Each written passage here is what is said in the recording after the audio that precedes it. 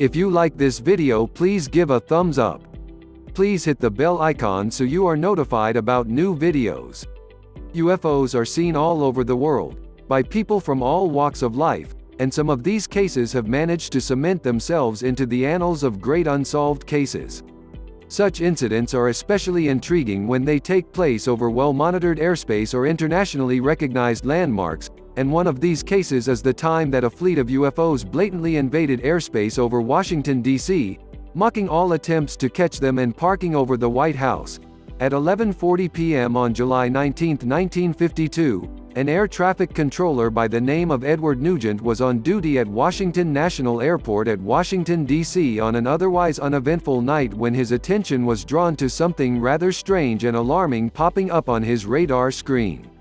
There, only about 15 miles south-southwest of the city, were 7 anomalous blips, in an area where there was no scheduled traffic at the time. As Nugent watched, he soon became aware that whatever these objects were, they were not following established flight paths, and this was alarming enough that he called his superior, Harry Barnes, who was also startled by the radar images. It was so odd that they reportedly checked to see that the radar was even functioning properly, and when there turned out to be nothing wrong with it, they called air control towers at both their own airport and nearby Andrews Air Force Base to learn that air traffic controllers there in both locations were also registering the anomalous blips. Also, a controller at National Airport's radar-equipped control tower claimed to have made actual visual confirmation of bright light in the distance that suddenly shot away at incredible speed. A controller at Andrews AFB also spotted what he called an orange ball of fire trailing a tail. An airline pilot, Captain S.C. Casey Pierman, was waiting for takeoff at one of National Airport's runways when he would claim to have seen a series of fast-moving lights in the sky that looked white, tailless, fast-moving lights like falling stars without tails.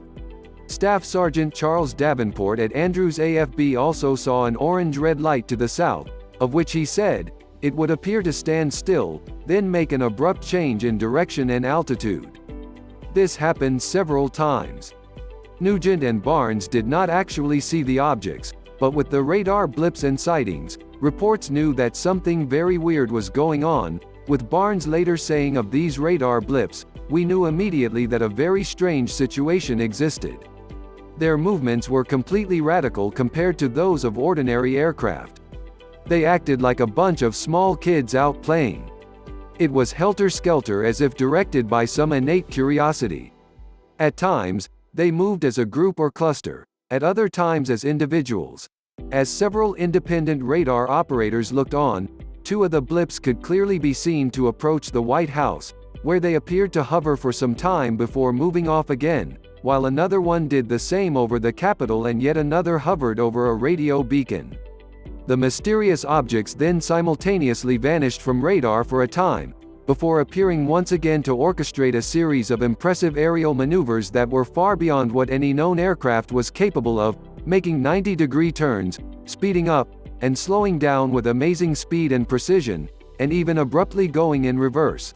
All of this strangeness over the U.S. Capitol was enough to cause quite a panic, and 2 United States Air Force F-94 Starfire jet fighters were scrambled and sent from Newcastle Air Force Base in Delaware to investigate.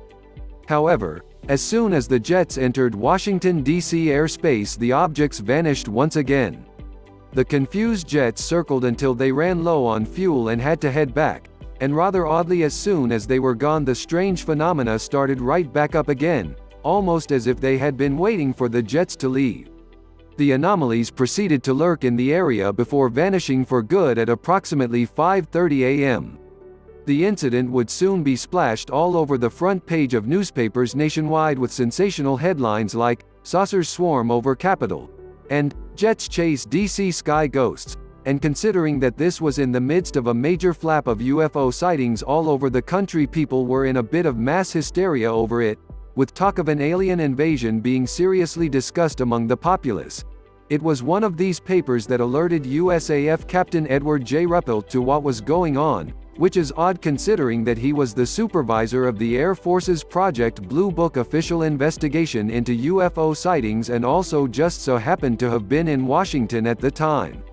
It was very strange that he would not have been told about the incident, and things got even weirder when he tried to get out to the scene of it all, but was refused permission to use a staff car, instead told to take a taxi cab on his own dime. Frustrated and not a little irritated by the military bureaucracy he was facing, Ruppelt gave up and flew back to his headquarters at Dayton, Ohio without gaining any further information. However, it would soon become apparent that the UFOs of Washington, D.C. were not gone after all. The following week, at around 8 p.m. on July 26, 1952, the crew of a National Airlines flight into Washington radioed in that they had observed some anomalous lights in the sky above their plane, and right after this report was made, mystery blips began showing up on radar at National Airport and Andrew AFB, and they had apparently brought friends. This time there were reportedly at least a dozen objects, and there were once again sightings of something strange in the sky, such as that made by USAF Master Sergeant Charles E. Cummings, who said of them, "These lights did not have the characteristics of shooting stars. There was no trails. They traveled faster than any shooting star I have ever seen." These lights once again began a series of insane maneuvers, slowing down to a stop, blasting off to speeds of up to 7,000 miles per hour, performing sharp turns, and reversing, and considering the reports of visual confirmation of the objects coming in aircraft were scrambled again. At around 11:30 p.m., two F-94 jets were once again sent to engage the targets, this time guided in by radar operators, but the blips seemed to be very evasive and then vanished again. As they headed back, the blips reappeared and the jets turned back around to engage. One of the pilots was unable to get a visual on the mystery objects, but the other, Lieutenant William Patterson, did see two of the objects and gave chase but was unable to match their speed, of which he has said, "I tried to make contact with the bogies below 1,000 feet. I saw several bright lights. I was at maximum speed, but even then I had no closing speed. I ceased chasing them because I saw no chance of overtaking them." At the same time this was going on, there were several reports of aircraft in the area also seeing anomalous darting or streaking lights. These reports of what seemed to be physical solid objects were contrary to a theory that had been going around, which was that the radar blips were being caused by a temperature inversion, which basically entails a layer of warm air forming in the low atmosphere, which traps cooler air beneath and can bounce radar signals back towards the source. However, although there had apparently been a slight temperature inversion recorded that evening, it was doubted that it was strong enough to produce such strong radar returns to fool experienced operators, and with the visual sightings involved, air traffic control was convinced that they were dealing with physical, solid objects. Eerily, one of the objects would once again hover directly over the White House at an altitude of 1,700 feet before vanishing off of the radar. The objects eventually left and did not return.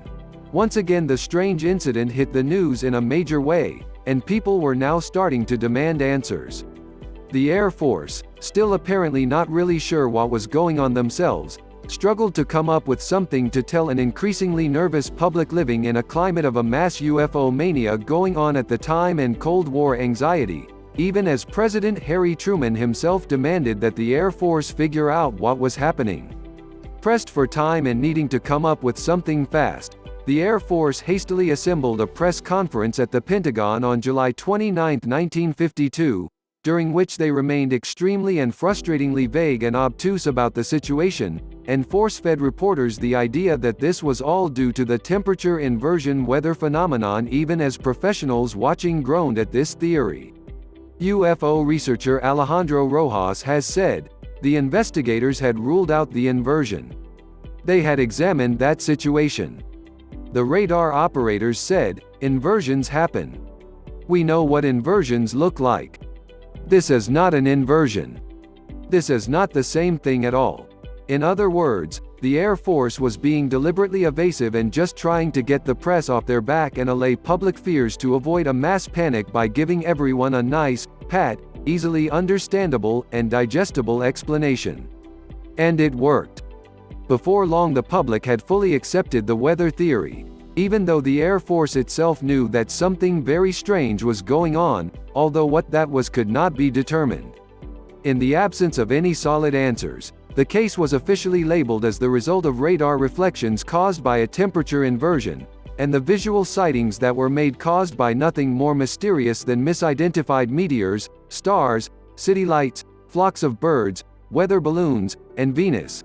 For his part, Project Blue Book's Captain Edward J. Ruppelt was very skeptical of the temperature inversion theory, and when he was finally able to adequately interview the numerous witnesses, pilots, and air traffic controllers involved, he found that no one at all bought the official Air Force explanation. However, this investigation process would get a bit strange when some of the witnesses began to retract statements they had made, even when it didn't make sense. For instance, one air traffic control crew who claimed that they had seen a huge fiery orange sphere suddenly changed their tune to say that it had just been a star, even though astronomical information showed that no star in the sky on that night would have been bright enough to account for what they said they had observed in their original report. Ruppelt also began to hear rumors that Air Force higher-ups were intentionally approaching the witnesses and persuading them to not contradict the official explanation in the name of national security. In the end, he had the very strong impression that something was not quite right, and was more convinced than ever before that what had been experienced over Washington was no radar mirages and that it was perhaps being covered up.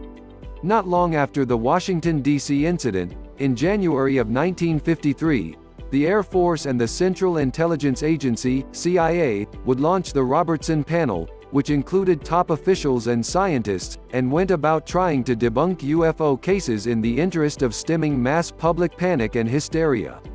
The panel would recommend that Project Blue Book basically keep its mouth shut on truly inexplicable cases and spend more time publicly debunking UFO cases and stripping them of their mystique, and after this, genuine unsolved cases were rarely discussed.